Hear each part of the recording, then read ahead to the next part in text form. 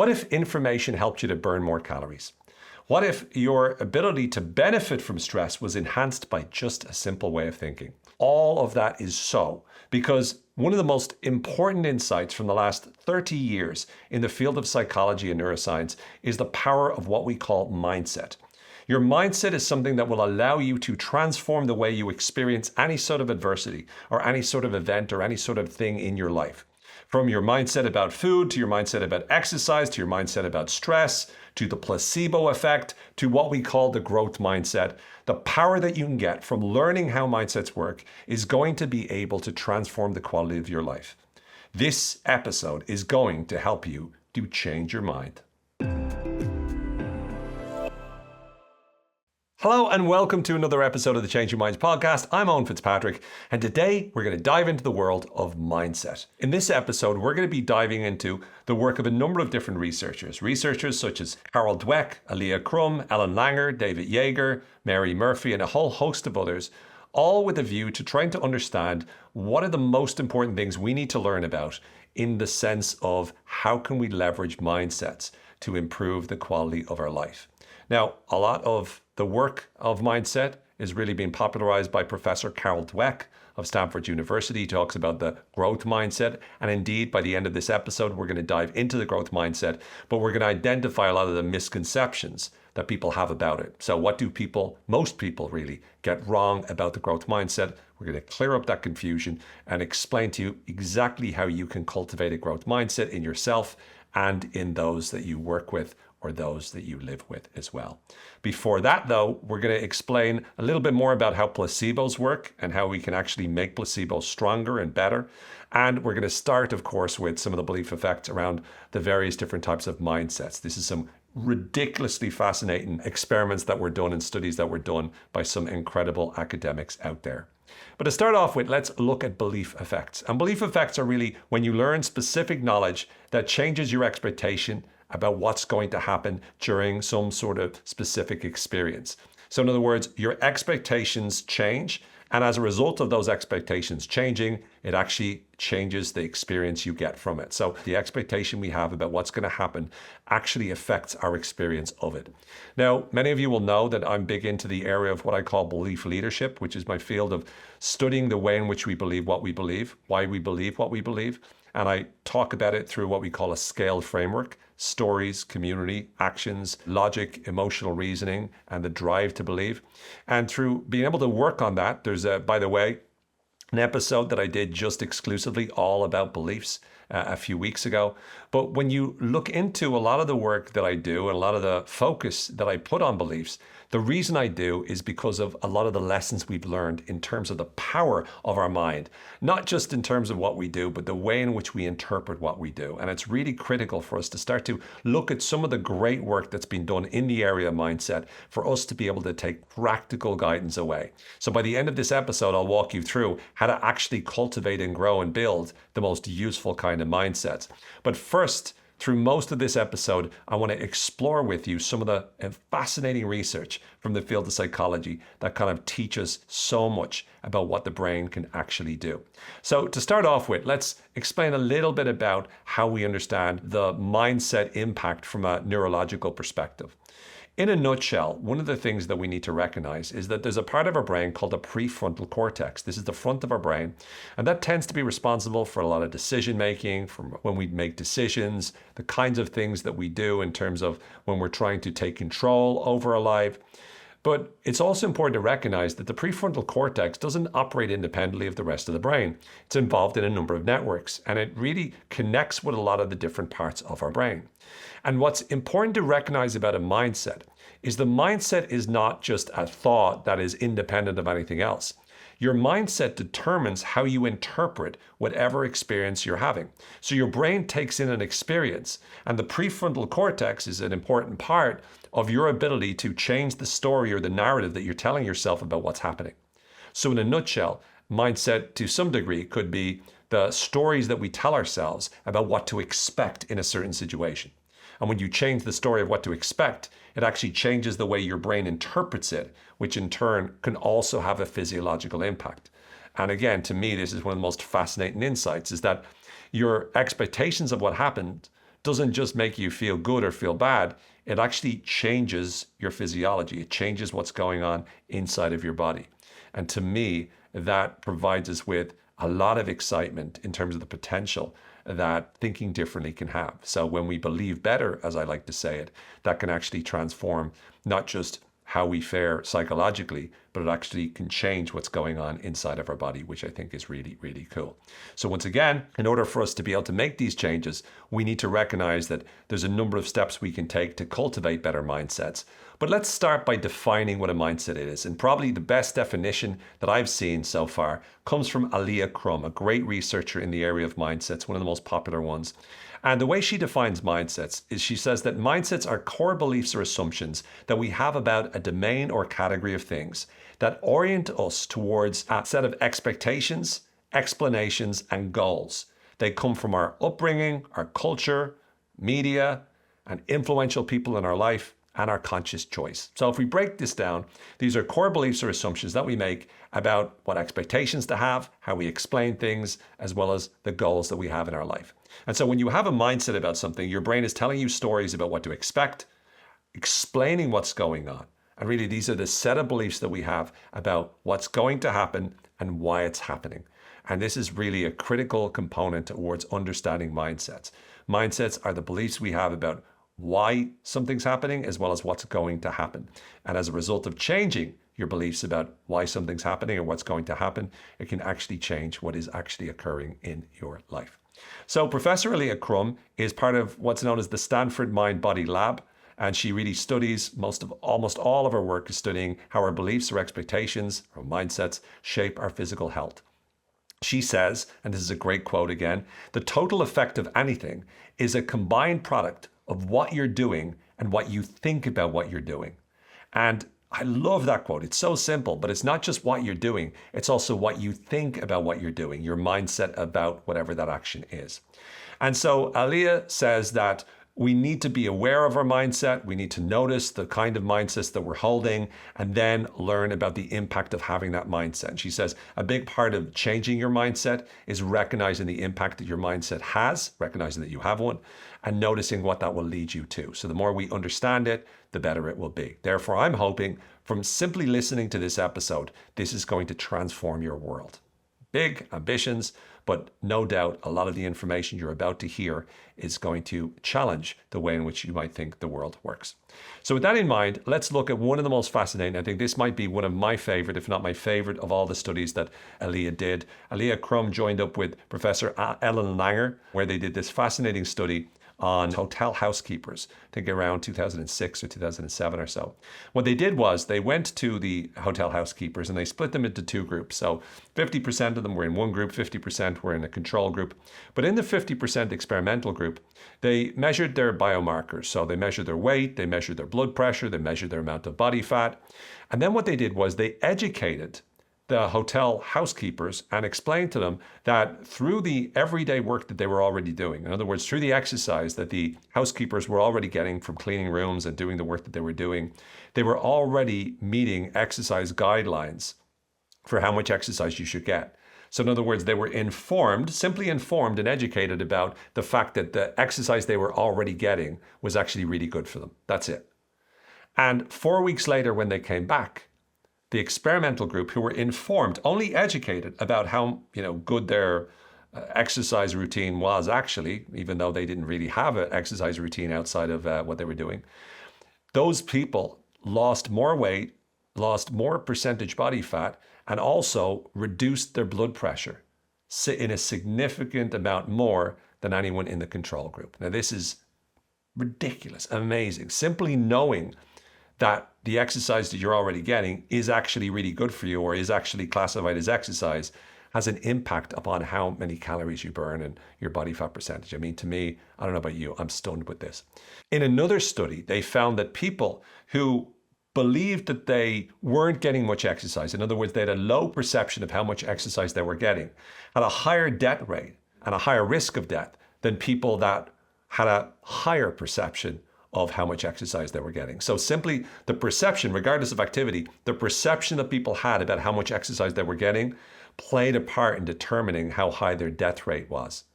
which is again incredible. It's not just about how much exercise you get, it's about your perception. Now, I know what some of you might be saying, well, does that mean that I just have to think that I'm getting a lot of exercise and I don't have to go to the gym? No, it doesn't. You have to go to the gym still, but your perception of how much value you're getting and your perception of how much exercise you're getting, you need to start to be aware of the impact that that has as well. And to me, that's one of the great lessons here, is that none of this should preclude this notion that you should eat healthy or get lots of exercise, but you need to recognize, again, what Professor Alia Crum says: the total effect of anything is a combined product of what you're doing and what you think about what you're doing. So more often than not, we're aware of what we're doing, but we need to recognize the way we think about what we're doing makes a difference. Another study that I absolutely adore is what's known as the milkshake study. And this was done when they brought in a group and they gave them a milkshake. And they called the milkshake a Sensi shake. And it was about 380 calories. And they described to the audience, to the group, that this was low in calories, low in fat, low in sugar.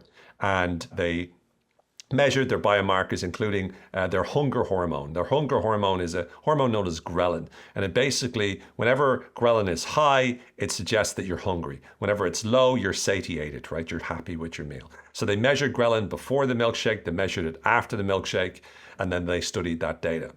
A week later, they brought the same group in and they said, look, we're going to give you a different milkshake. This time we're giving you a milkshake called Indulgence. And this is a 620 calorie shake. This is high in calories, fat, and sugar. And they, once again, got the people, they measured their ghrelin beforehand, measured their ghrelin afterwards, and evaluated it. And what they found was, in group one, who had the Sensi shake, the 380 calorie shake, they found that the ghrelin levels, once they ate it, the ghrelin levels initially went down, so they were less hungry, but very quickly afterwards, within a few minutes, went back up. So very soon after the light shake, they found themselves hungry again. Makes sense. When they went in and tasted the Indulgence shake, on the other hand, their levels of ghrelin went down, so they were not that hungry, and stayed down for quite a period afterwards. Once again, it makes sense. The only thing that doesn't make sense is that it was the exact same shake in both cases. What does this mean? What it means is that the same shake was given to the group 1 week after the other. But in one case, because they believed it was a light shake, their body's hunger hormone responded as if it was a light shake. And when they believed it was a heavy shake, their body's hunger hormone believed and acted as if it was a heavy shake. This is fascinating. It shows that our hormones are influenced by the way in which we think about whatever we're consuming. So that's really, really important. Professor Crum also gives us a little sort of life hack here, where she says, look, the way we think about a diet can tend to be problematic because we see it as restraint. And whenever we tell our brains, I'm going on a diet, I'm restraining from eating this, it's not good, because the brain is then saying we need to eat more food because we're being restricted. And so we need to be cognizant of how we describe things. She also talks, when it comes to from a food perspective, she says it's really important to be aware of how we describe healthy food. And when we describe food as healthy, we often will describe unhealthy food as delicious or tasty, right? Or treats, right? Naughty treats being your ice cream or whatever it is that you want. The problem with that is that creates an association, and the very way we think about it makes us then associate it in that way. What she suggests is one of the things that we could do to improve the mindset we have about healthy eating is to be able to market healthy foods as tasty, as delicious, as treats. And she thinks that by doing that, we're much more likely to actually transform our relationship with food. So I think it's an excellent idea, excellent thought, and hopefully someone will get onto that. Although, the powers that be, it might not be useful from their perspective. They might not be incentivized to do it. Another great study that was done was on the power of morphine. It was called the morphine study. Well, that's not the name of it technically, but it was done by Dr. Fabrizio Benedetti and his colleagues. And it was basically to a group of people that were recovering from thoracic surgery. What they found was, as these people were recovering and in pain after this kind of surgery, they had two different conditions. In one condition, they were given morphine, but they didn't know they were being given morphine. In the other condition, they knew they were being given morphine and they were experiencing it on the spot. And they found that the patients that knew that they were getting morphine actually had a bigger reduction in pain than the people that didn't know that they were getting the exact same amount of morphine. So simply knowing that you're getting the medicine can actually influence you more than just getting the medicine alone. And that, I think, is a really fascinating insight. We'll dive more into that in a little bit when we get into the placebo effect. But before we get into the placebo effect, we also have to look at another very important mindset. And this is, again, something that was initially performed by Crum and her colleagues, and it was popularized in the work of Kelly McGonigal in a great book called The Upside of Stress. And in a nutshell, this is building the notion of the stress is enhancing mindset as being a useful mindset to have. Basically, the argument is that public health messaging suggests that stress is bad for us. What the research has found is that stress can have a lot of negative impacts upon our body. And as a result of that, we tend to create a mindset around stress where we see that stress is actually debilitating. When we have a stress is debilitating mindset, that can make the stress even worse and exacerbate the symptoms that we experience. But on the other hand, it's important to recognize that stress can also lead to narrow focus, increased attention, and even a connection to other people. When we're stressed, it's not all bad. And when we can see stressors as a challenge as opposed to a threat that we're experiencing at the time, that can actually lead to better outcomes and performances. If you look and talk to, for example, Navy SEALs, they're more likely to perceive stress in a more positive way, which allows them to function better in the environments and climates of high stress that they find themselves in. Stress tends to propel us towards action, and we only stress about the things we care about, so stress is often an indication about what matters most to us. Now, that's not to say that stress is always a good thing. Of course, you have horrible examples of stress like diseases, cancer, poverty, but it's the experience of the stress that can lead to more enhancing outcomes. And basically, in a nutshell, it's the research that was found in the area of stress by Crum and her colleagues was that stress is bad for us, except when we believe that it's good for us. Number one, there can be some good that comes out of it. And number two, it severely mitigates the amount of damage that stress does. So simply believing that stress can be good for us can actually help us massively as well, which I think is very, very interesting. There's also a relationship between stress and the growth mindset, which we'll talk more about the growth mindset a little bit later. But very simply put, there's a physiological reaction that we have to stress, where our heart races, we're sweating, and this is the reaction to something arousing in the world.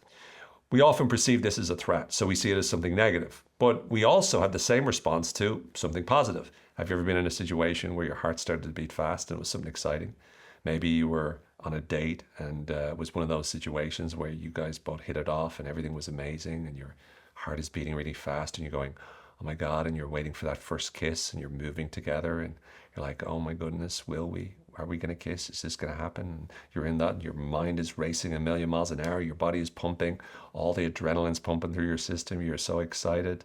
And then finally you have that moment where you create friction from wet tissue rubbing off that person's wet tissue. And as a result of that wet tissue frictioning off the other person's wet tissue, it becomes one of the most beautiful experiences that you've ever had.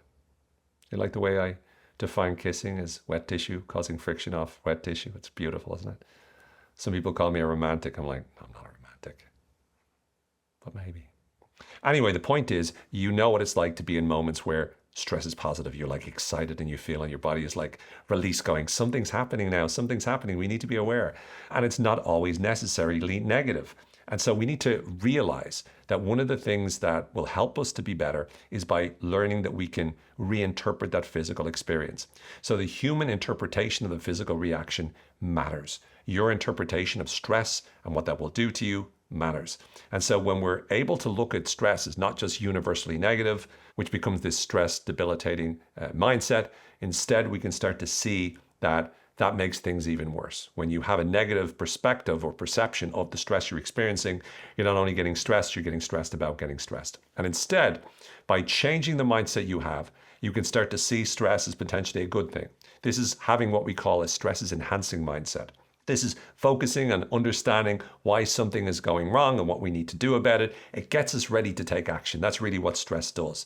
And understanding that the release of cortisol in our body or in our system, the release of adrenaline, the change in terms of blood flow, recognizing that that's all getting us ready to take action means that we're, instead of going down the negative frame of mind where we're thinking this is terrible, we actually see this as benefiting us and helping us. And having a sort of a growth mindset, which in a nutshell means that we believe we can grow and we can improve and we can get better, about your ability to deal with stress means you're much more likely to be able to cultivate a stress enhancing mindset. There's a Professor David Yeager we'll get to a little bit later on. We'll talk about some of Dr. Yeager's work on the growth mindset, but he's a great quote about stress is enhancing mindset. He says, when we can look at stress, it's great to ask the question, what if this is a sign that I'm preparing to optimize my performance and my heart rate isn't a sign that I'll fail, but a sign that my body is using my blood flow to help me to do well. So simply asking a different question helps you to cultivate this stress is enhancing mindset. Really, really powerful stuff.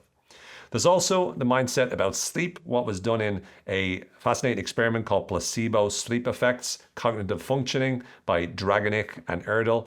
And in this study, they found that people and participants in a sleep study who were told they'd gotten poor sleep performed worse on cognitive tasks than those that were told that they slept well, even if they slept for the same amount of time. So what we believe about the amount of sleep we get actually makes a difference in terms of how we actually experience that sleep and therefore how we perform as a result of that. Fascinating stuff. That also tells you need to be careful of the whole trackers when, like the Oura Ring, tracking your sleep, because if you think you got a good night's sleep, and I've been guilty of this, I'm like, oh, I got a wonderful sleep. And then I see my Oura Ring scores and they're not so good. I'm like, oh, actually I got a terrible score. Therefore, I didn't get a good night's sleep. And so that can actually affect my performance. Vice versa. If I think I got a bad night's sleep but my Oura Ring says it, I usually believe my Oura Ring, because most of the time I don't even know what's going on in my body, to be honest with you. I'm very unaware. I'm like, what's going on? I don't know. Did you get a good night's sleep? I think so. Now I don't even ask myself. I just go straight to my app and go, did I get a good night's sleep? Pretty soon we're going to export all of our analysis to outside apps, I think. We're just going to be like, how do you feel? I don't know. Let me check in with my feeling app. That's what the future holds, I'm telling you. Anyway, let's talk about placebo effects, because these are fascinating, right? So placebos are oftentimes notarized or popular because we often test medication against the placebo effect. So there's so much research we have on the power of placebos, simply because all the medications that are ever tested are tested against placebos. And they're tested to see, does this have an actual real impact, or is it just placebo? Now, the inverted commas about just placebo suggests that the placebo effect is not that powerful. But actually, just believing for free with no side effects, believing that something can be beneficial, that having any sort of impact is shockingly wonderful. If you think about it, simply believing in something can make it a lot more healing. That's a wonderful, wonderful thing to know. So we've a lot of information that we've learned over the years about the power of placebos. But to understand the placebo effect is when some inert substance, so water or some treatment, does not have any direct biological effect on its own, but somehow does improve symptoms and performance. And as we've talked already, can also have a physiological impact upon our systems as well. The placebo effect does cause physiological changes often. It improves your immune response. It can reduce the intensity of the symptoms that you experience. They found in studies that the genetic risk information you give, so when you give people genetic risk information about their likelihood of experiencing a particular illness or a particular symptom, that actually does affect their physiological response, whether or not it's true, which is crazy. The placebo effect is based upon the knowledge we have, or the belief we have, the expectation we have, really the mindsets we have. And it has a real and physiological or biological impact. It's not just a case of mind over matter, but it literally changes things inside our bodies, similar to the fact that the hormone ghrelin was affected by the mindset we discussed earlier. Your physiology adjusts to the drug that you think that you've gotten. Now, the placebo effect can vary in terms of size across different individuals. Some people genetically are more likely to be susceptible to placebo effect than others, but nonetheless, it can have an impact on most people. Now, while we have the placebo effect, which is that we can get benefits from our belief about the power of a medication, there's also the nocebo effect. And the nocebo effect is when a drug or intervention is inert but worsens symptoms or worsens performance over time. So it makes things worse as a result of this. And so one practical takeaway from this is be careful of reading all the side effects. Right? When you read the side effects, you're priming yourself to a great extent to receive those side effects. I remember years ago, I was visiting my granny before she died, one of my grannies, and she was suffering from rheumatism and a number of kind of illnesses at that time. And the doctor came over when I was with her. And so I sat in sort of on the consultation and he gave her medication. I remember saying to her, "Now, Mrs. Fitzpatrick, just to let you know, when you take this medication, you will feel nauseous. You will feel," and it was like he was doing a hypnotic trance on her. He was like, "You will feel this and you'll feel tired and you'll feel this." It's like, "Look into my eyes, you will feel all these feelings." I remember I was watching him. I started to feel nauseous and tired as well, right? I was just looking at him talking about medication. And the problem is that the beliefs or expectations we have will often influence our ability to be able to respond to those. So it's really important from a doctor's perspective that they're cognizant over how their suggestion can be interpreted. But it's also important for us to realize that receiving those side effects, reading those side effects can also give us a greater risk of experiencing the side effects themselves. So general medicine should consider the mindset instilled in the patient when we are communicating information about it. Some fascinating studies about the power of placebo. There's the placebo effect known in Parkinson's disease. Some of the most effective Parkinson's disease drugs increase dopamine in the brain. And in at least one study, placebos given to Parkinson's patients instead of the particular medication managed to increase dopamine in the brain and therefore gave them a lot of the positive benefits as a result. The increases in dopamine weren't as robust necessarily as the Parkinson's drug, but nonetheless, it still played a decent part, at least, in making them feel a bit better anyway, which I think was giving them a sense more of comfort. There's work done on the placebo effect and asthma, where they gave groups of participants either a standard drug, no treatment, or a placebo, and they found that people who received the drugs had improved breathing and less discomfort. People who received a placebo reported better and improved symptoms and better breathing, but actually their breathing patterns didn't change. So in other words, the medication affected their breathing patterns, but the placebo actually helped them to feel they were breathing better and certainly feel a lot more comfort, even though it didn't actually change the actual breathing patterns. And then a placebo effect in insulin found that generally speaking, there's a conditioning effect where the smell of certain foods can trigger an insulin release in the bloodstream. This can be highly adaptable. So what they found was a little bit like Pavlov's dog. Does the name Pavlov ring a bell? Did you get it? Because Pavlov is this Ivan Pavlov. He was a Russian psychologist. Brilliant joke. And they'd be doing an experiment with dogs, and whenever he'd feed them, he'd ring the bell, and then they would associate the bell with food, and then whenever he would ring the bell, the dog salivated. You can imagine the first time Ivan Pavlov figured that out. He must have been looking at the dog going, "All right, dog," and minding his own business, ringing the bell, and then all of a sudden the dog's like, and you see, when the dogs are like salivating, and he could see the saliva, and then he's like, "Oh, that's cool." And then he does it like 5 more times. Kind of torturous, really. The more I think about it, that's kind of animal cruelty. Like, if you know that like the dog's getting excited, he's about to be fed, and all you're doing is ringing the bell, kind of not fair. So just what I think. But in this experiment, it was kind of like that. It was like in the study, participants were fed and the bell was rung in the background. And when food was removed, but the researchers rang the bell, there was actually an increase in insulin, which of course is a response to feeling you're getting fed. So interestingly, they did the Pavlov experiment on people. And hopefully they did the Pavlov experiment on people that were doing like the Pavlov experiment, because I'd like to put Pavlov in that experiment himself. Let's see how he likes salivating every time there's a bell rang. The placebo effect, of course, has limits. It might make you feel better. It might reduce the discomfort of let's say, cancer treatment, but it doesn't necessarily reduce the tumor size. There are techniques like mindfulness or yoga or meditation that can maybe reduce tumor sizes in conjunction with treatment because it reduces stress and inflammation in the body. So there are certain things that potentially can help. And again, I'm not suggesting that, I can see the headlines, "Owen suggests meditation cures cancer." I'm not suggesting meditation cures cancer. I'm not suggesting it plays a huge part in curing cancer. I'm not suggesting any of that. I'm simply saying that when you practice certain techniques, they can actually reduce inflammation in the body, and they can reduce a massive amount of stress, which can in turn create positive health benefits as well, which are a little bit different to placebo effect. But when we talk about the placebo effect, let's look for a moment about are there things we can do that actually makes the placebo stronger? And the research has shown, again, there's fascinating insights we can get about how to make placebos better. First of all, they're dose dependent. If we believe that a drug is particular medicinal benefits for us and we're given a higher dose, we get slightly more impacted by it. So we're more impacted if the dose is higher. There's also the brand name of the placebo. If we recognize the brand name, we believe more in it, we have more credibility attached to it, we're more likely to be positively impacted by it than if we don't recognize the brand name. If it's a higher price, we're more likely to be impacted by it than we are if it's a lower price. If it's in packaging and it looks real and it's strong colored packaging, we're more likely to be influenced by it.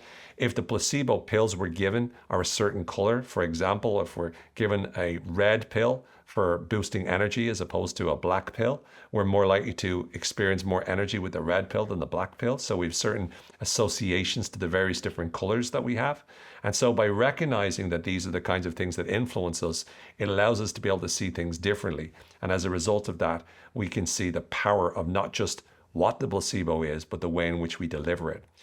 The research also shows that the warmth of the doctor or the person dispensing the medication and their competence, the perceived warmth and competence of that person tends to determine how powerful the placebo is, and even how invasive the placebo is tends to make it more powerful. So, for example, injections and medical devices have a greater impact and more of a placebo effect than pills might, because the perceived invasiveness is associated with, oh, this is happening, it's a bigger deal. Therefore, it's going to be more powerful, more impactful on me. So the placebo effect is a fascinating area, a fascinating world, and I definitely recommend checking out any more information on this. Placebos are incredible, and it's definitely something to look into. So let's finish with sort of a dive into the growth mindset. And this is, whenever people talk about the mindset, right? What is mindset? This is where people mostly go. Mindset is like the daddy or the mommy of mindsets, right? The growth mindset. And it was popularized by the work of Professor Carol Dweck of Stanford University.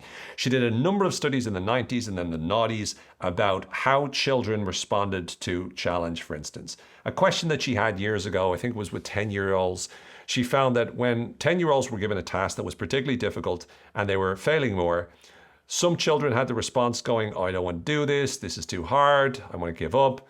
Other children had the response where they were like, excellent, I love it. They loved being challenged. And she wanted to know what was the difference between the two. And in her research, she found that people have two different attitudes or beliefs or mindsets about intelligence. Some people have what she calls a fixed mindset, where they believe this is the level of intelligence or ability that I have. I'll always have this. It'll never change. And other people have what she calls the growth mindset, which is people who believe that they can improve, they can get better. They can develop in their own ability in some way. And her research found that people with a growth mindset are significantly more likely to do a lot better than people with a fixed mindset. So it's really about always moving towards the growth mindset. Now, over the years, this has been misinterpreted. And so this notion of a growth mindset, even though it's sort of defined as it's the idea that we can get better at things, our abilities are malleable, and our brains can learn and change, which is reinforced by the notion of neuroplasticity. Our brains can learn and change to be able to achieve more. It's about embracing challenges. Over the years, we've developed a few misconceptions about it. So let's tackle them from the get-go, because this is something Professor Dweck has addressed recently as well. First of all, a lot of people think to themselves, I've got a growth mindset. You know why? Because I believe that I can improve in anything. Great. But you don't necessarily have a growth mindset in lots of different areas. You might have a growth mindset about, psychology or development or your ability to change in this way or that way. But it doesn't mean you've got a growth mindset in all different areas of your life. And being positive is not the same as having a growth mindset. Just because you're positive or you think that you can get better doesn't mean that that's enough. That's what Dweck describes as a false growth mindset. And a lot of people have a false growth mindset where they assume, oh, I've got a growth mindset because of X, Y, and Z. It's not just about continuous development. It's not just about effort. It's more about making progress. So it's not just about praising and rewarding effort. A lot of times what the research from growth mindset suggests is that instead of praising, you're great at that, well done, you're so good at art, to a child, instead you would say, it's so great how much effort you're putting into. And somewhere along the line, we sort of thought to ourselves, well, I just need to praise effort and that's all. But it's not just about praising effort, but it's also about praising progress. It's about helping the person to challenge themselves so the person has a growth mindset to the point that they believe they can improve, they can get better. And there's another misconception that the growth mindset is all you need. but actually there's a lot of resources that we need, social structures that makes it so that no matter how much of a growth mindset that you have, if you're not given the environmental variables to help you to thrive, then you're not going to thrive. There are limits to it. And we need to recognize those limits and not just blame people and go, the reason you're not successful is because you don't have a growth mindset. And that's really what people were doing. They had a fixed mindset about the growth mindset, if you will. And so what we need to do is recognize these changes and learn what it really means to have a growth mindset. And so we can have a growth mindset about a bunch of things. We can have it about our intelligence, which is the traditional growth mindset. There's a lot of work done by Professor David Yeager and Professor Carol Dweck about personality and how your dispositions. Some people believe that you can improve and change your dispositions in terms of personality as well, and some of those are malleable also. But primarily, a growth mindset is dependent upon a number of different elements. First of all, if you've got a growth mindset, you pursue challenges. You constantly want to challenge yourself to get better, and you risk failure so that you can grow and so that you can improve. That's a big piece to it. Second of all, you tend to respond to obstacles by immediately asking, how can I learn more? How can I grow? How can I get over this? As opposed to responding to obstacles feeling that you're not good enough. Third of all, it is indeed about effort. It's about the effort you put in and recognizing the importance of demonstrating grit and putting in effort so you can keep moving forward. It's also about the way you respond to feedback. So as you respond to feedback, when you get feedback, instead of going into your shell or feeling bad, or instead of only seeking positive feedback and therefore playing it safe, instead, as you challenge yourself, you seek feedback on how you can improve and how you can get better. And when you perceive other people's successes and you witness that, instead of asking yourself the question, why am I no good? Or that's not fair, saying to yourself, that's not fair, or they got lucky, or it's so wrong, or I'm terrible. Instead, you say to yourself, how do they do that? How can I do that too? And if you've got a growth mindset, that's how you respond to other people's successes. You respond positively to feedback, you focus on effort, you focus on overcoming obstacles, and you constantly challenge yourself as you go through your life. So a growth mindset involves embracing challenges, thinking about your brain and body's response to challenges in such a way to optimize performance. It means rewarding yourself, your children, your employees, the people that work for you on your team, rewarding them for effort and rewarding them for progress, rewarding them from taking on feedback and seeking feedback. And it's really important if you're a parent, a teacher, or a coach, be careful when giving feedback to children and not to turn into what can be very easy, a sort of a analysis of how good that person is, saying, oh, you're so gifted at that, you're so good at that. Well, we want to share praise and say nice things. This can limit them, and it can make the child immediately go, I want to stay with this kind of feedback. Therefore, I'm not going to take any risks. I'm not going to put myself in danger. I'm not going to step up at all. And because you want them to do that, you want to focus on the persistence and effort, focus on what they can control, and give them lots of praise as a result of that. And it's okay for you to feel emotionally frustrated or pissed off or down or devastated whenever you don't get the result you want. But then it's about, after you've taken that moment, to pick yourself back up and go, okay, how do I succeed? How do I get better next time? That's what a true growth mindset is all about. In terms of feedback on performance is something that a lot of people struggle with, but the people with a growth mindset tend to seek feedback because we're looking to tell ourselves a story. And the story that you tell yourself about what you're good and bad at is exactly what you'll build in terms of mindsets. And so the brain actually engages in different patterns of activity in response to learning when they got something wrong or learning whenever they've underperformed. The story we tell ourselves whenever we get feedback about the results we're getting will determine whether or not we're successful. So it depends on whether or not we've a fixed or a growth mindset.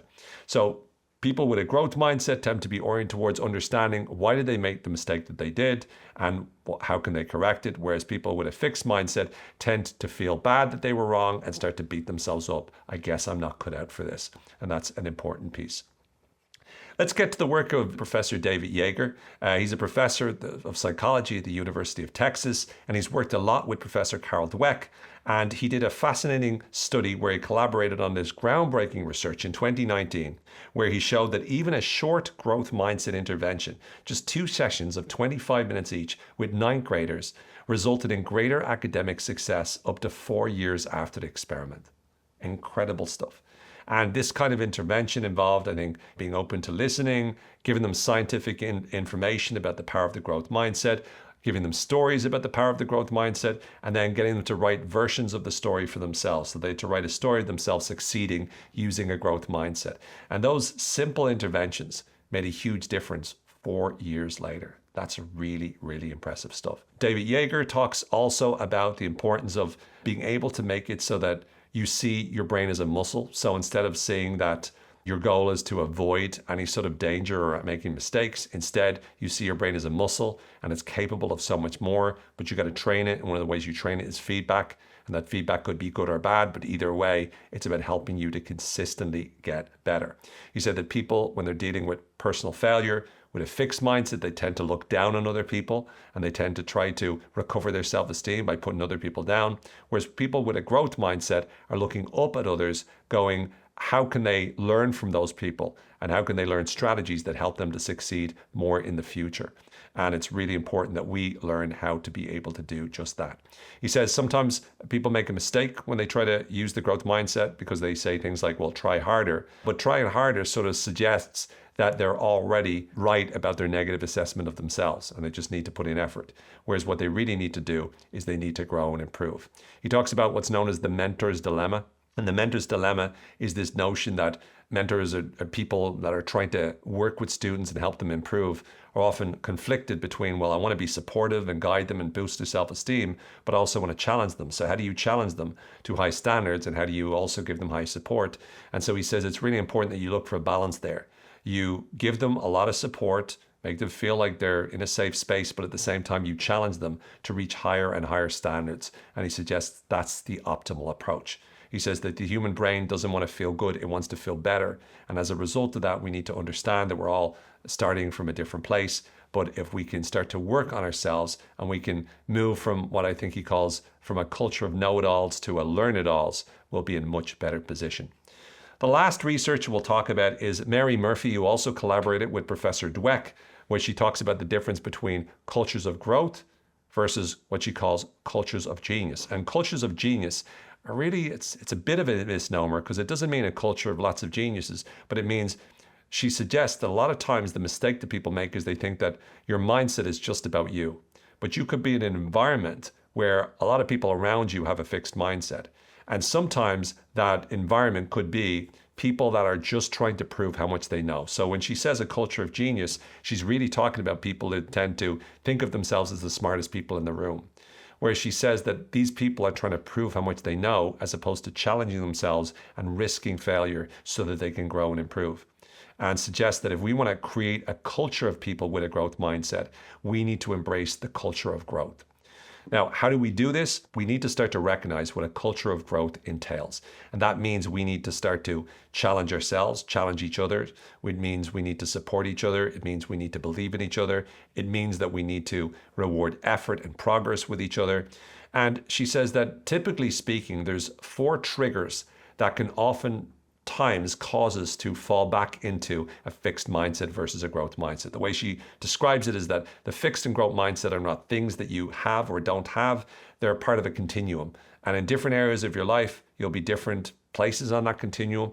So the key is you need to recognize when you're likely to be triggered into a fixed mindset area of the continuum. So how do you do this? Well, there's 4 triggers she mentions. One is evaluative. So when you're in situations where you're being evaluated, it's very easy for you to fall into the trap of the fixed mindset. You're scared of being found out that you're not as good as you would like to be perceived. Therefore, you're more likely to resort to a fixed mindset and not challenge yourself. It's really important when we're being evaluated that we still are cognizant of the importance of growing and challenging ourselves to keep improving. The second type of trigger that we can have is whenever we get feedback, whenever someone gives us feedback, that can sometimes trigger us to go into our shell and build into the whole fixed mindset malarkey.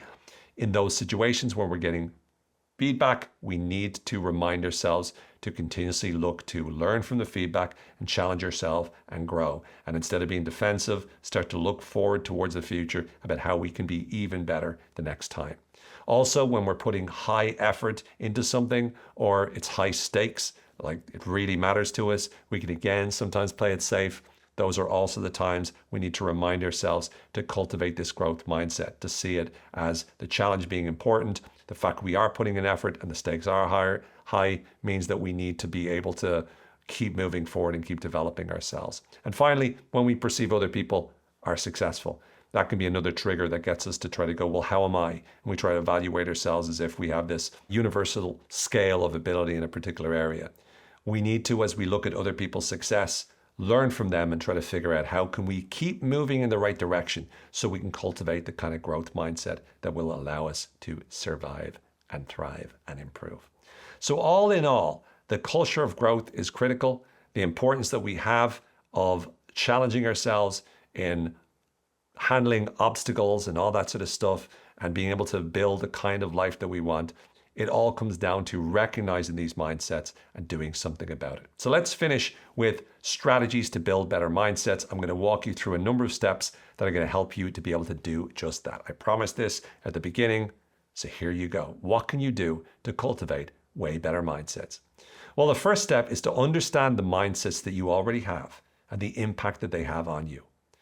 Look at your mindset about food, your mindset about exercise, your mindset about stress, your mindset about sleep, your mindset about yourself, your personality, your mindset about whatever medication you might be on, your mindset about your ability to learn. It's so important that you work on those mindsets and that you ask yourself, what mindsets do I have? Where do I have a fixed mindset in my life? Because there's areas that you might have a fixed mindset about your relationship. That could be a thing. But you want to look at where in your life do you have a fixed mindset and how can you work and develop that? What's the impact that it has? Number two, see the challenges that you face as opportunities to grow. Every single time that you challenge yourself, that's a chance to get better. So start to get yourself into the habit of taking on more challenge, taking on more risk, pushing yourself, doing something hard. When you do it, when you push yourself, it will force you to grow. But it also is a demonstrable piece of evidence that suggests that you are, in fact, cultivating a growth mindset. Third, celebrate effort and taking feedback. This means celebrate the fact that you're working hard on something and be proud of how hard you're working and how much progress you're making, but especially celebrate the effort you're putting in and celebrate whenever you take feedback. Whenever you take feedback from someone and you apply that feedback, be proud of yourself. And whenever you see other people do it, demonstrate congratulations to them as well. Make sure you praise other people's ability to take feedback, and it will really enhance their ability to cultivate a great growth mindset. Next, reframe stress. Start to see stress as a very valuable and useful thing. That doesn't mean that you actively look for stress, but it means that when you experience stress, you ask yourself, how can this help me? How is this beneficial for me? How is this improving me in whatever way it is? The next is hunt for feedback. So the fifth step is really looking for feedback, seeking feedback. Now, I already talked about celebrating your ability to take feedback, but look for feedback even when you're not getting it directly. The more you can look for the ways in which you can improve, you train yourself to get a kick out of getting feedback. The more you hunt for it, the more likely you are to start to feel better about it and see it as something that you're winning, as opposed to seeing something that tells you that you're not good enough, which is often what we do.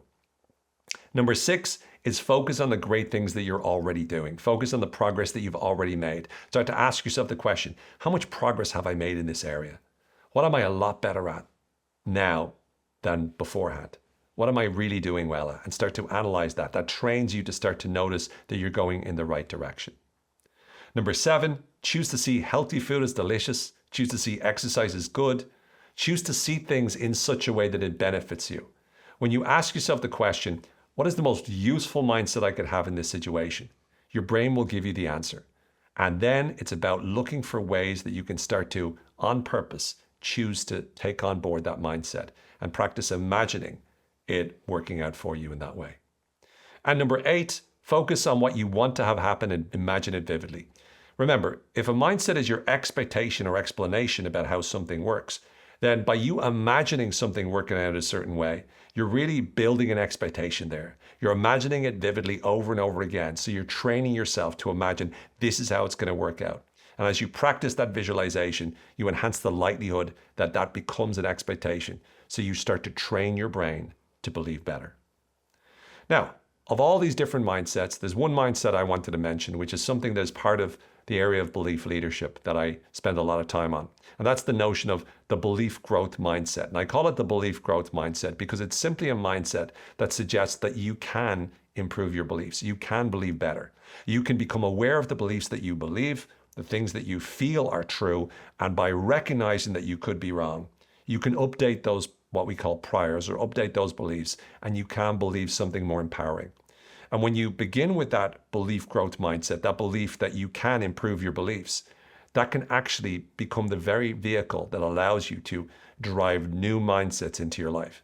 In other words, when you realize that you can believe better, that can help you to adjust and change your mindset and see things in a radically new way. I really hope that this episode has helped you. I hope you've learned a lot about mindsets and placebos, and I hope that as you look forward to the future, you're excited about the possibilities of cultivating mindsets that can transform the trajectory of your life. I'm Owen Fitzpatrick. Thank you very much for watching. And may you continue to believe better. May you build more useful, empowering mindsets. And may the force continue to be with you. Please rate and review, subscribe to my YouTube channel. Just press the button and do check out this next video. I know you're going to like it. Click the link, enjoy the video, and I'll see you there.